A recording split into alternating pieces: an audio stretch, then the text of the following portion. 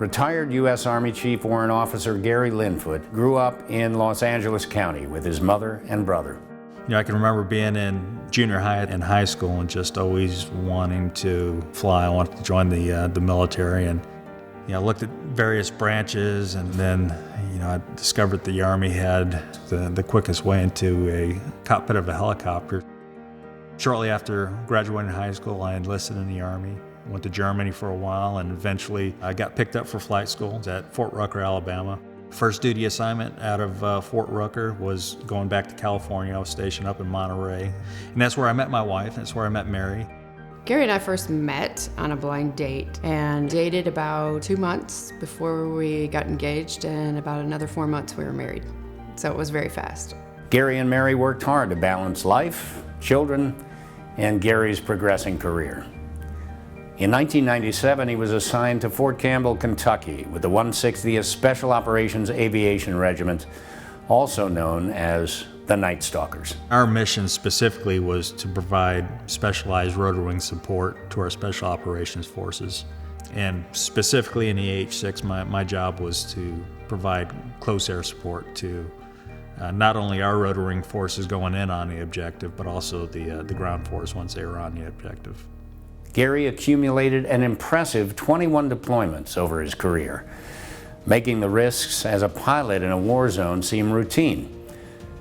That was about to be tested when such a routine mission went horribly wrong. 31 May 2008, was out doing a mission that had literally done hundreds of times before. Wasn't anything too fancy. We took off out of our base in Baghdad in our AH-6, fully loaded with ammo and gas, as heavy as we could legally be. And probably 30 minutes into flight, we had a mechanical malfunction. Lost all power to the rotors. We got it on the ground, but it was a hard landing just because we were so heavy. Both Gary and his co-pilot suffered broken backs from the harsh landing. However, for Gary, a bone fragment punctured his spinal cord, paralyzing him from the waist down. He was airlifted to Germany, where he underwent surgery before being transferred to Walter Reed National Military Medical Center to begin the long recovery process. I maybe a little bit chose to ignore that he couldn't move his legs because I didn't know if that was going to be permanent, and I didn't want to be dramatic about it. And I just went into management mode and got ready to go to rehab with him. After about a month, it became apparent that I wasn't going to recover any motor function of the legs.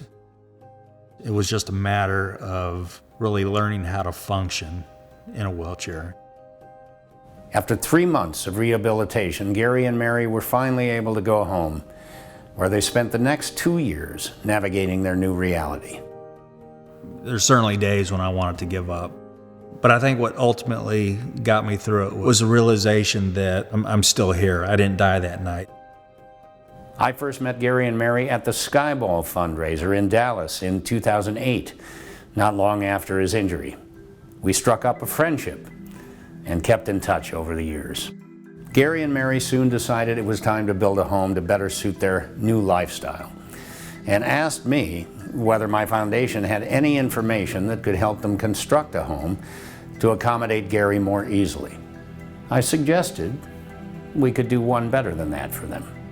Gary said, well, why don't you let us build that home for you? I was just taken back. I was awestruck. I didn't know how to respond to an offer of such a huge gift like that. I don't know exactly what Gary Sinise said to Gary, but it was something about a grateful nation wanting to do it.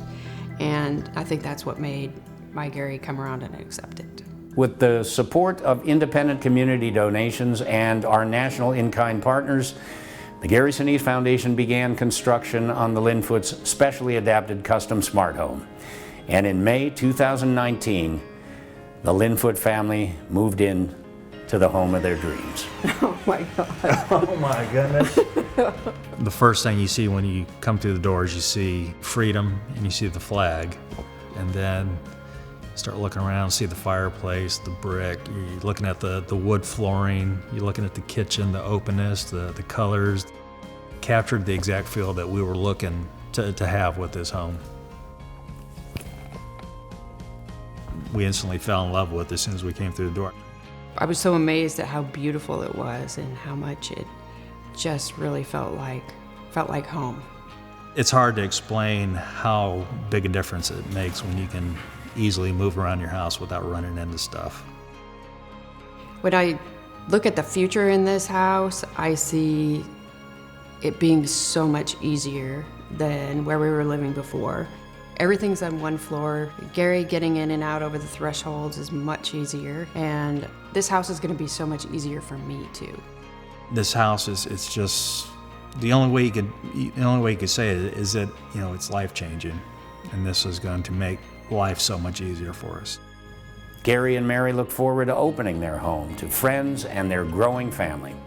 At the Gary Sinise Foundation, we serve our nation by honoring our defenders, first responders, their families, and those in need. To learn more about the Gary Sinise Foundation and how you can support other veterans like Gary Linfoot, visit GarySiniseFoundation.org.